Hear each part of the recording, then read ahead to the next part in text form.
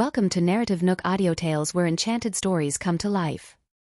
If you enjoy our stories, please subscribe, like and share to support our channel. Enjoy listening. Josephine could only placate her mother by saying, "Let's go, Mom. I'm sorry. My wife was in a hurry." Connor appeared just then and apologized to them. Selena took her mother's hand and glared at Josephine and Heidi. "Let's go, Mom." The two of them then crossed the bridge that connected the dock and the cruise ship. Behind them, Connor was astonished, not expecting Ellen's wedding to be on such a big island. "Look over there, Lena. The row of cruise ships is impressive," Olivia said to her daughter and took photos with her phone. "It seems that we're in the right place, Mom." Selena was excited. She wasn't interested in Ellen's wedding. She was there to look for a decent man to marry.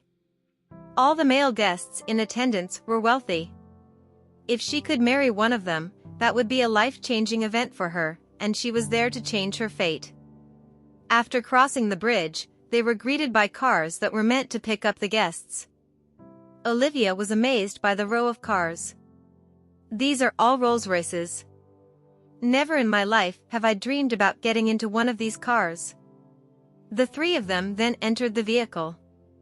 The view along the road was magnificent. Although Selena appeared calm, she was more excited than her parents. She wasn't there for the view but for the men. Upon arriving at a villa, the driver helped them get their luggage into the house. "Your suitcases are all inside the house. Have a great day, Mr. Aguirre." "Thanks," Connor said. After the driver left and closed the gates, Olivia immediately entered the villa. "Oh, my gosh. All the villas face the sea. It's wonderful." Meanwhile, Selena ran to the balcony on the third floor and looked at the beach where the guests were taking a stroll or swimming in the sea. She was eager to mingle with them. She quickly opened her suitcase and fished out her best-looking swimwear.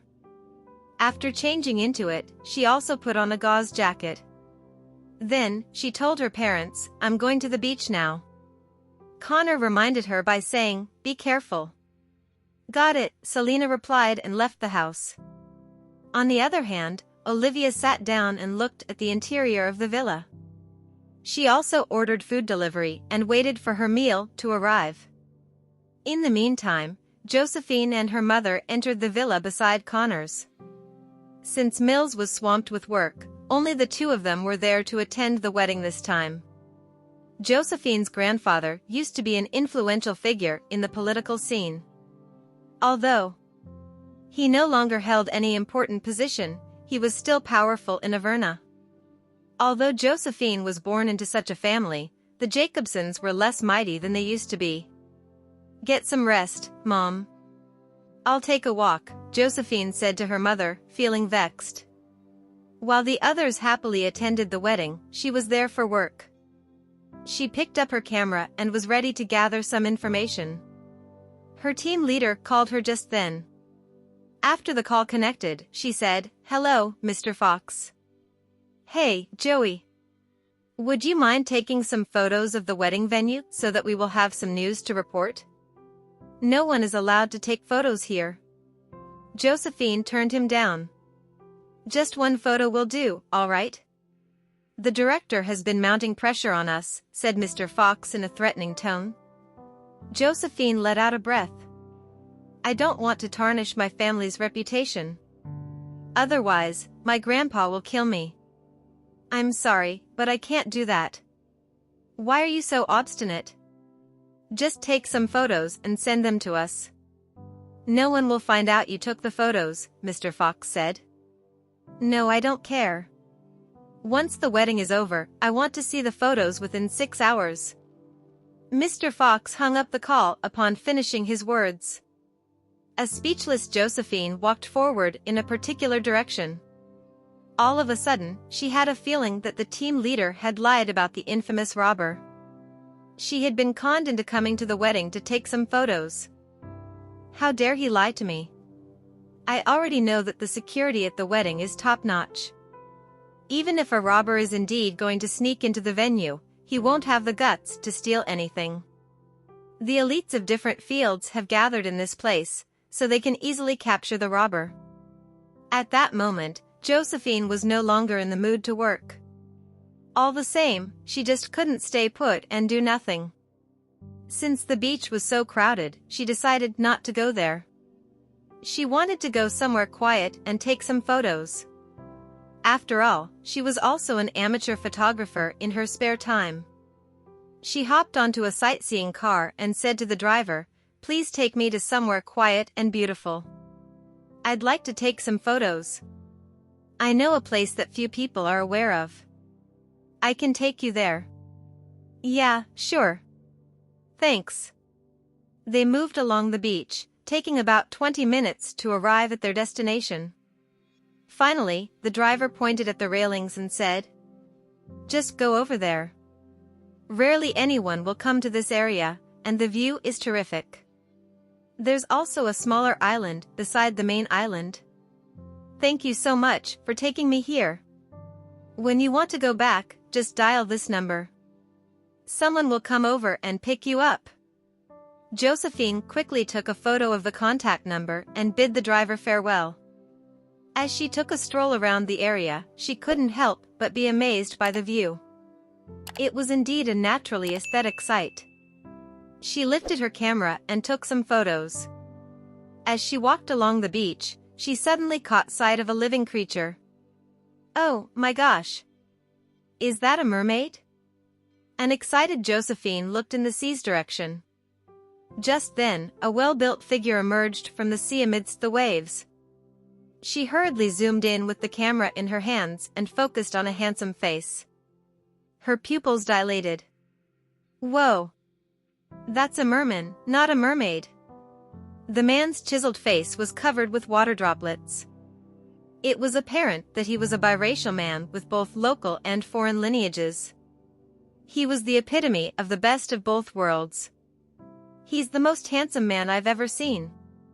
Josephine couldn't help but take photos of him sneakily. She focused on the man's face and pressed the shutter repeatedly. Meanwhile, the man had already come out of the sea. He had well-built muscles, defined abs, and an attractive Adonis belt. As the lens lowered, Josephine gulped. The man was only clad in swim trunks, and his package was bulging. While walking on the beach, Ethan caught sight of camera flashes, which prompted him to look in that direction. The moment the lens moved to the man's face, Josephine shuddered in shock, for she realized that the handsome man was staring at her. "Damn it! I'm caught red-handed." She didn't want to be regarded as a pervert, so she turned around and ran away. However, since she was running on a narrow path, she accidentally lost her footing and fell onto the beach. At that moment, she was unable to get up, and the dazzling sunlight made her close her eyes. Suddenly, she heard the sound of footsteps approaching. When she opened her eyes, she saw a man looking down at her while clad only in a towel. He squinted his eyes and stared at her. "Hi." Although Josephine was a mess, she forced a smile and greeted the man. "Do you love taking photos of men so much?" Ethan was displeased with the woman for taking photos of him without his consent. If the woman uploaded the photos to some porn sites, his reputation would be ruined. Moreover, it wasn't the first time he caught some paparazzi doing that. He was only clad in swim trunks that day, so the woman had violated his privacy by taking photos of him. Therefore, he had to capture the culprit. Josephine sat up at once and explained, "Please don't get me wrong, mister. I'm just taking photos of the view around here." Ethan picked up the camera from the floor and went through the photos. What a liar. 6 out of 10 photos are me. Furthermore, she has taken photos of me from head to toe, including my package. What makes her think I'll believe her? When Josephine saw the man going through the photos, she flushed. "I shouldn't have come to this place. Are you a paparazzo? Which company do you work for?" "I'm not a paparazzo, I'm a reporter," Josephine refuted. Ethan sneered. If she's not a paparazzo, why did she take sneak photos of me? What a liar. He then started deleting the photos. When he was done with that, he tossed the camera back to her. Don't let me catch you doing this again. To him, Josephine was just a peeping Tom. Hey. I really didn't mean to take photos of you. Josephine patted the sand away and got to her feet. The next moment, she squatted, realizing that she had twisted her ankle. Ouch, she exclaimed and looked at the man in front of her. Ethan took a sip of water and was ready to go back. He had a beach buggy with him. Hey, mister. Can you give me a lift? I sprained my ankle, Josephine pleaded. No, Ethan turned her down directly. I'm a guest at the wedding too. Will you please lend me a helping hand? Josephine asked politely. Ethan entered the beach buggy and shot her a look. Don't try to use this trick to approach me. I'm not interested in women like you. He then stepped on the gas pedal and left. Josephine was dumbfounded upon hearing that. Although he's handsome, he's too narcissistic. Do I look like I want to approach him? Although she felt like crying, she could only pick up her camera and stood up with difficulty. No longer in the mood to take photos, she dialed the number the driver had given her and waited for someone to pick her up. Meanwhile, Ethan had returned to his villa. He was still displeased with the woman for taking sneak photos of him, so he had no qualms about leaving her on the beach, even though her ankle was sprained. On the beach near the villas, Selena was having fun. Her curvy figure caught a lot of attention. Middle-aged men especially loved staring at her. Selena knew that the men sitting under the umbrellas, regardless of their appearances, were all wealthy. These men were worth billions, respectively, which was why she had to show them she had an attractive figure. A moment later, she approached a decent-looking middle-aged man and asked for a cold drink. As she took a sip, she threw flirtatious glances at him. The guests were all restrained, for they didn't want to cause any trouble before the wedding. Until evening, Selena still hadn't managed to get any contact number from the men. Anyway, it was only the first day, and the wedding was still 3 days away. Furthermore, she could stay there for a week, so she still had plenty of time. The moment she returned to the villa, she saw Josephine getting out of the sightseeing car. As their eyes met, Selena was surprised to learn that the woman who had argued with her mother stayed in the house beside theirs. When Heidi saw her daughter tottering into the house, she was shocked. She promptly passed her a hot towel and reminded her not to leave the house before recovering. Josephine decided to obey her mother and recuperate in the house. In the meantime, Selena told her mother about Selena and Heidi staying in the villa beside theirs. A displeased Olivia said, I don't think they're wealthy. Just look at their bags, which are worth less than 1,500 respectively. They're probably some poor people who shamelessly came to the wedding without an invitation. Upon finishing her words, Olivia was startled for a moment, for she was also that kind of person. She quickly said, we're different, though. We're Ellen's relatives, so they can't compare to us. Connor frowned. Just keep your mouth shut, will you? They're also guests, just like us. Please stop embarrassing Ellie. Olivia snapped. Why did you even bring her up? We've been here for quite a while, but she has never come over and greeted us. Does she regard us as her seniors at all? Ellie is busy, which is why she doesn't have time to visit us, said Connor, defending Ellen. Olivia snorted.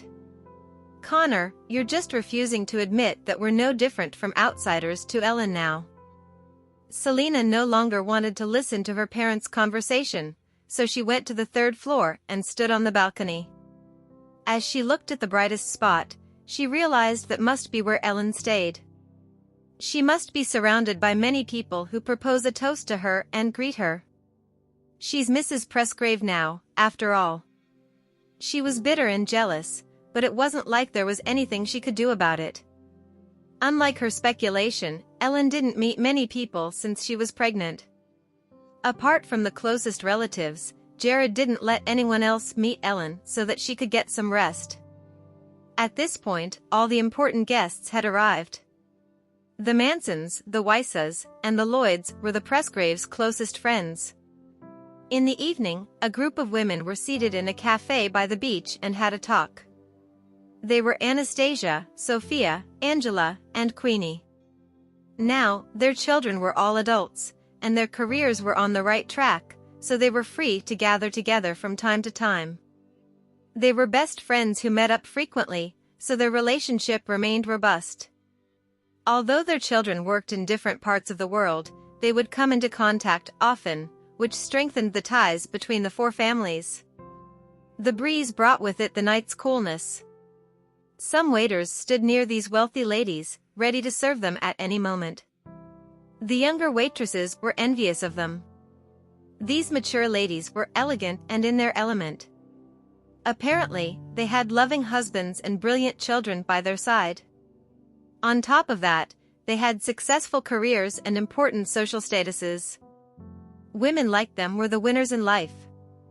As darkness descended, the entire island fell into silence. Some guests refused to go back to their rooms as they roamed around the beach and took in the night view. Some of them were in cafes and bars. Ethan was one of those people who just couldn't sleep.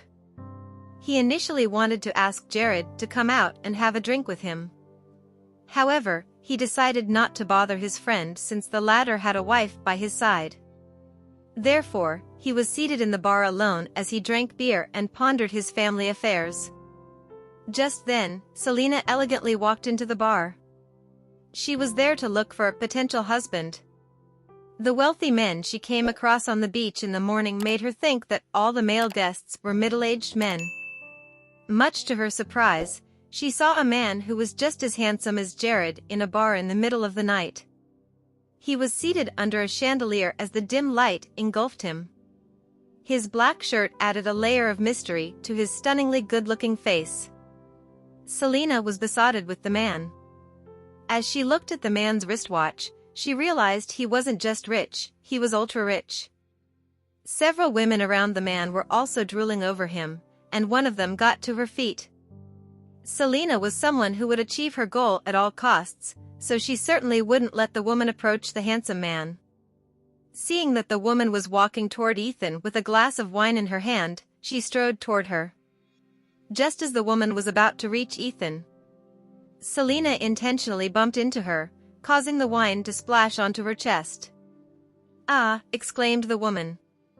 "I'm supposed to chat up a handsome guy. How did I end up splashing my wine onto a woman?" Seizing the chance, Selena stood closer to Ethan and questioned, "What's wrong with you?" "I'm sorry. It was an accident."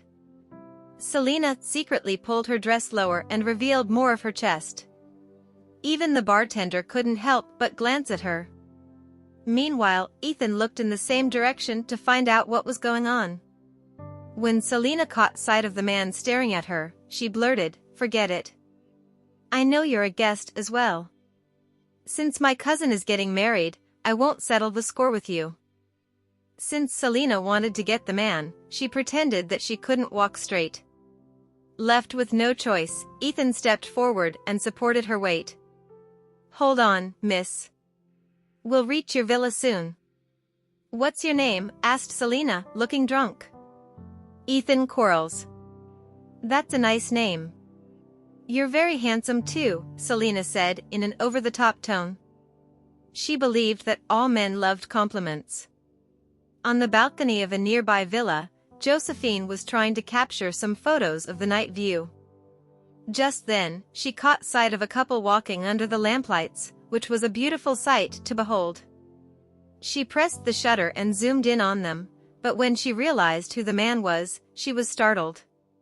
"It's him. Why is he walking with a drunk woman? That guy dumped me on the beach in the afternoon, and now he's making out with a woman in the middle of the night. How inappropriate. Can't they get a room or something?" Still feeling vexed over the incident in the afternoon, she was no longer in the mood to take any photos. Just as she was ready to go downstairs, the woman moved close enough for her to see clearly. That's the woman who stays beside our villa. Regardless of how handsome a man was, Josephine wouldn't find him attractive if he was licentious under the lamplights. Selena pretended that she couldn't walk stably. Although Ethan felt helpless, he had to send her back. Hold on, miss. We'll be there soon.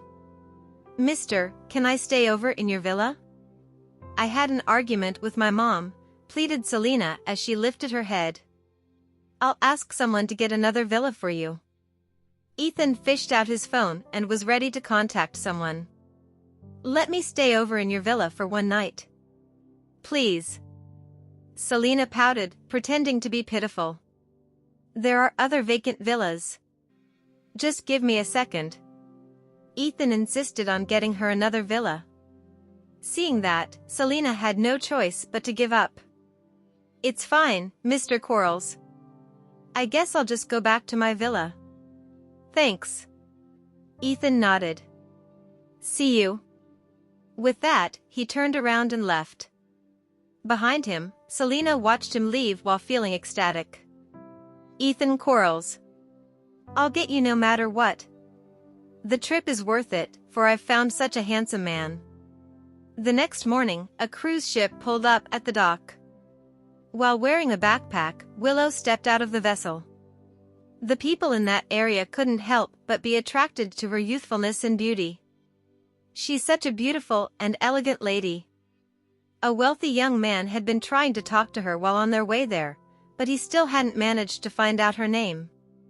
Since they were about to part ways, he bit the bullet and asked, "Can we be friends, miss?" "What's your name?" "Willow Presgrave."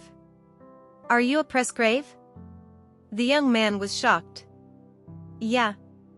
"What's wrong?" "What's your relationship with Jared?" "He's my brother," Willow replied.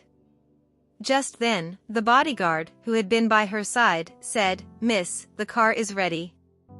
The young man was dumbfounded, for he realized he had been trying to woo a young lady from the Presgrave family. "Hey." The bodyguard lifted his hand and said, "Please stop right there, mister." With that, Willow headed to the car park with the protection of 4 bodyguards. Josephine had woken up early to go out with her mother and have breakfast together. However, when Heidi came across some old friends, she started ignoring her daughter. Aboard, Josephine sat down on a bench in the park and spaced out at the sea. Just then, she heard a man calling out to her excitedly, "Josephine." When Josephine turned her head and saw the man, she immediately leaped from the bench and ran away in a particular direction, as though a disaster had struck. "Hey! Stop running!" The man quickly ran after her. He was the man Josephine's grandfather wanted her to go on dates with. He had been trying to woo her for over a year. Although Josephine didn't love him, he was still zestful. However, some of his actions could be considered harassment. The man had done things like waiting for her outside her company with flowers, proposing to her in front of many people, surprising her with lots of balloons, and putting up a banner outside the building opposite her company. He had even stalked her on several occasions. However, Josephine's grandfather was fond of him, so she could only run away whenever she saw him. Although she didn't expect to see him there, it shouldn't come as a surprise. After all, the man was wealthy, and his family was powerful in Averna. "Stop running, Joey." When Josephine heard the man calling out to her dearly, she started running as fast as her legs could carry her. However, the man was getting closer to her, so it was apparent he didn't want to miss the chance. Just as Josephine was running out of energy, she realized she had lost her way. She looked around and saw that she was on a golf course, so she ran directly into a lounge to hide. Right then, she crashed into a man who was coming out of the lounge with a thud. She started seeing stars after her head bumped into the man's firm chest. Being a gentleman, he supported her weight and asked caringly, "Are you all right, miss?" With a red face, Josephine looked up and saw an attractive face. What a coincidence! I didn't expect to crash into him. On the other hand, Ethan frowned when he realized who the woman was. I can't believe the peeping Tom is here. He immediately retracted his hands. Joey, called out a man anxiously as he panted. Where are you? Josephine no longer had any strength to run, so she racked her brains while panting. As an ideal sprang into her mind, she hooked her arm around Ethan's and pleaded, please lend me a hand. Before Ethan could react, he saw a man in a suit entering the place and looking at him and the woman beside him in shock. Joey. I'm sorry, Luke. Let me introduce my boyfriend to you, said Josephine charmingly as she ran her fingers through her hair. Luke looked at Ethan and felt that he couldn't compare to him. He didn't expect Josephine to have a boyfriend. What was more, the man was tall and handsome. Is he your boyfriend? Luke asked in disappointment. Josephine nodded firmly. Yes, he is. Then, she flashed a sweet smile at the man beside her, hoping that he would play along. Curling his lips, Ethan looked teasingly at her and said in a masculine voice, Dear, why don't you tell him what my name is? The smile on Josephine's face froze. Why is this man making things difficult for me? How am I supposed to know his name? On the other hand, Luke was waiting for the woman to introduce her boyfriend. He had to find out the man's name so that he could look into his background later. If the man was handsome but poor, that meant he still had a chance. What's his name? Luke directly asked. Josephine forced a smile and questioned the man beside her, Why don't you tell him your name, dear? Since you're my girlfriend, you're supposed to know my name. Hurry up. Tell him proudly what my name is. Ethan gaped at her playfully. Josephine gritted her teeth while trying to come up with a random name. She then said to Luke, His name is Wayne Bowen. I hope he won't expose my lie.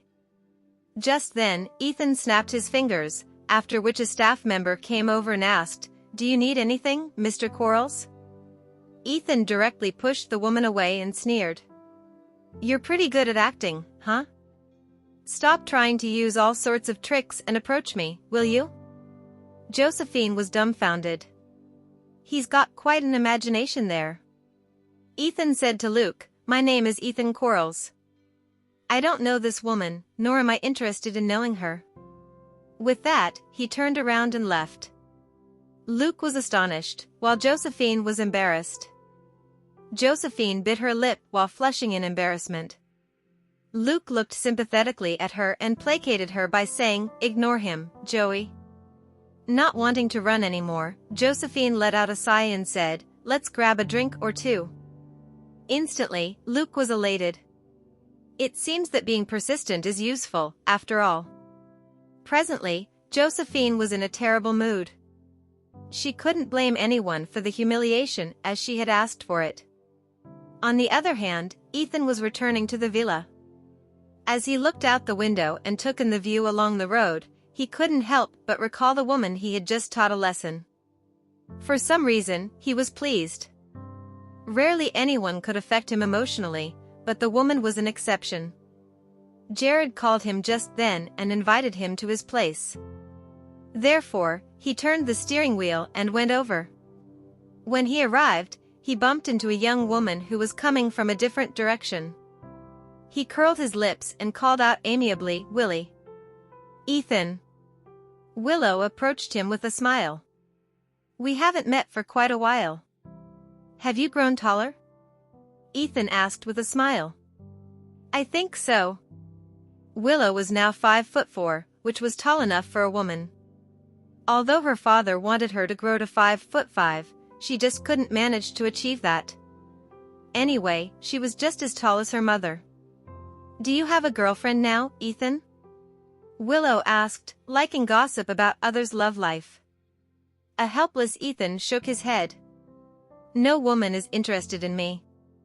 There are many beautiful ladies around here. Why don't I arrange some dates for you? I'm sure you'll find a girlfriend in no time.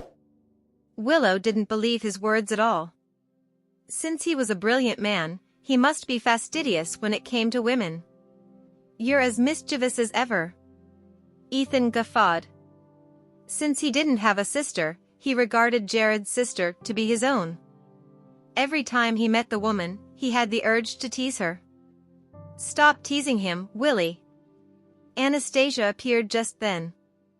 Ethan greeted politely, "Hi, Miss Tillman." Anastasia responded with a smile. "Come on in." "I'll make the arrangements right away, Ethan," Willow said cheekily. As expected, Ethan turned around nervously. "All right, I'll give you a gift later." "Stop messing with me. Go out and play." Since Willow would be receiving a present, her eyes brightened. "Sure. I'll be waiting for your gift." "Where are you going, Willie?" Anastasia asked.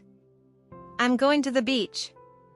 "Don't wear revealing swimwear and be cautious," Anastasia reminded. "I got it, Mom." Willow waved her hand and left the place. Meanwhile, a car pulled up in front of Connor's villa.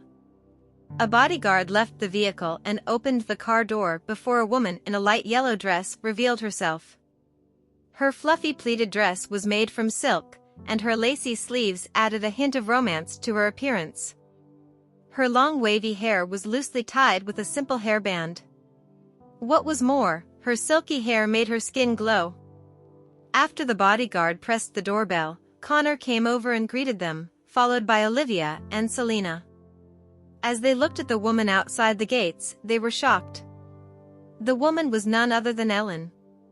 However, she now looked like a princess who had stepped out of a medieval castle and arrived at their door in a fancy dress. Connor quickly opened the gates, exclaiming, "Hi, Ellie. How are you, Uncle Connor? Have you gotten used to the place?" Ellen asked. Behind him, Olivia and Selena felt their emotions undulating in their hearts. Selena was especially green with envy when she saw how elegant and noble Ellen looked. On the other hand, Olivia regretted treating Ellen badly in the past. If she had been kinder to her, would she share some of her happiness now? Nonetheless, what was done couldn't be undone. It would be laughable if she even tried to make up for her mistakes. "We've been wondering when we'd see you, Ellie. You're gorgeous. Come on in." Olivia still greeted Ellen with a zestful smile. "Yeah. Please come in," Connor said. However, Ellen shook her head. "I won't be going in. I'm just here to take a look at you. If you need anything, you can contact the staff members here. They'll assist you." All of a sudden, Olivia wanted to take Ellen's hand, but the bodyguard raised his hand and stopped the woman from approaching. In an instant, Olivia's face stiffened. "She's put on airs, huh?" Jared had told the bodyguards to stop the Aguirres from approaching Ellen. She was pregnant, after all, and he was worried that the Aguirres might accidentally hurt her. "Is this how you treat us now, Ellen? With all the bodyguards around you?" Selena snorted, feeling displeased over her mother's treatment. "Don't say that, Lena," Connor scolded. Ellen didn't tell them that she was pregnant, and it was indeed inappropriate for Olivia to try pulling her. "I'll take my leave now, Uncle Connor." With that, Ellen turned around and walked toward the car. After she was gone, Olivia's face fell. "It's just as I expected. Since she's wealthy now, she no longer regards us as relatives." On the other hand, Selena's gaze was full of determination. Ellen's noble demeanor had agitated her. At that moment, she decided to get the man she had bumped into the other night at all costs. A joyful Connor said, "Ellie looks so elegant and noble now." "So what? She looks down on relatives like us now." Olivia snorted. The wedding would be held the next day, so the entire island was filled with a blissful atmosphere. Wedding decorations could be seen everywhere, and all the guests felt at home. Meanwhile, a frustrated Josephine was drinking coffee. Seeing that she was still vexed, Luke appeased her by saying, "Joey, why don't I teach that man a lesson for bullying you? Perhaps you'll feel better that way. Josephine shook her head. I offended him first. Luke was attracted to Josephine as she spaced out. The woman had a conflicting temperament. She looked obedient while spacing out, but aggressive and full of energy when she worked. What was more, whenever she blew her top or argued with other people, she was mean and willful, but she also appeared confident at the same time. More often than not, Luke felt that he could never have any control over the woman, and that was what made her attractive. He had the urge to conquer her and make her his. Furthermore, even though her grandfather was retired, he was still influential. I have to work now. With that, Josephine rose from the chair and left. Luke ran after her and said, Do you want to go to the beach, Joey? The water is clear. Why don't we take a stroll? There's no need for that. I'm swamped with work. Josephine came up with an excuse and headed to the pedestrian walkway. As soon as she rounded a corner, she saw a fancy convertible charging toward her. She was so shocked that she stood rooted to the spot. Her face paled in an instant, and her soul almost left her body. Damn it! Who would drive a car on the pedestrian walkway? Joey. Luke rushed over and pulled her back. The man in the convertible immediately stepped on the brake pedal, after which their eyes met. It's you. When Josephine came to her senses, she was infuriated. So what if he has a convertible? He's not supposed to be driving on the pedestrian walkway. You again.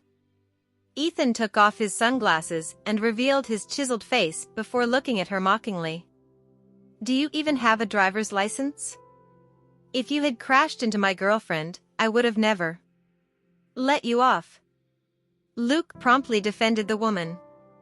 Huh? Has she even agreed to be your girlfriend yet? Ethan arched his brow. Suddenly, Josephine landed a fist on the bonnet and warned, Drive your car away. It's the pedestrian walkway. Then, she approached the driver's seat and crashed her elbow into the door with a thud. A dumbfounded Ethan turned his head and watched as the woman strode away in a fury. As he looked at her slender figure, he felt speechless. That woman is so feisty. At any rate, he was in the wrong. Since he was in a hurry to go back and attend an online meeting, he took a shortcut and drove onto the pedestrian walkway. As Luke looked at the woman, he was secretly elated. Haha. Handsomeness doesn't matter to Josephine. She doesn't even have any regard for such a good-looking man.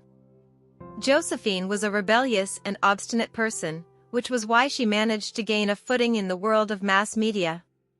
While returning to the villa, Ethan looked out the window and took in the view, but all he thought about was the brave and beautiful woman. Since the wedding was around the corner, everyone on the island was shrouded in a sense of happiness. The guests enjoyed themselves as though they were on a vacation. Meanwhile, Olivia had been taking Connor to try out different restaurants on the island for the past few days. One thing had been bothering her, though she had no idea what to wear to the wedding the next day, for she did not have any expensive clothing. Although she had a few dresses from luxury brands, they were outdated. She would only be a laughingstock if she put on any of those. Therefore, she came up with a solution. Since they could borrow formal clothes from the staff members, she decided to bite the bullet and make such a request. She claimed that she and her family members had forgotten to bring formal clothes, so they wanted to borrow a few outfits from them. The staff members would always try to fulfill the guests' requests. Although they knew that the woman was lying, they still served her with a smile. Just like that, Olivia managed to borrow some proper clothes for her family members and herself. In the evening, Selena returned to the villa after having fun outside. When she saw that her mother had borrowed a formal dress for her, she was pleased. Now, she could put on the dress and meet Ethan with confidence. You know what, Mom? There will be a bonfire party on the beach later. It'll be fun. Would you like to come with me? Selena asked. The party is meant for young people, so I'm not going.